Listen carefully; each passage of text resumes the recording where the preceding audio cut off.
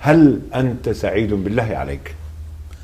والله أنا سعيد جدا، مو سعيد، سعيد جدا. نعم. هذه السعادة جدا تشبه إنسان يعاني ما يعاني، ما في إنسان لا يعاني، لكن موعود من قبل خالق الأكوان بجنة عرضها السماوات والأرض. يعني مثل بسيط، واحد يسكن بغرفة واحدة مع 5 أولاد ودخله لا يكفيه ثمن خبز، وفي عليه دعوى إخلاء من هذه الغرفة ويعاني ما يعاني.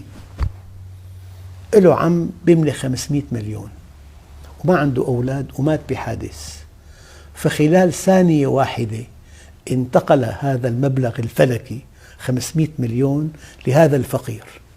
لكن إجراءات المواريث وحصر الإرث يعني لم يتمكن أن يقبض درهم واحد قبل عام. لماذا يعيش طوال هذا العام في سعادة؟ ما أكل لقمة زائدة ولا اشترى معطف. قال: أفمن وعدناه وعدا حسنا فهو لاقيه كمن متعناه متاع الحياة الدنيا. فالمؤمن أحد أسباب سعادته أن الله وعده بالجنة.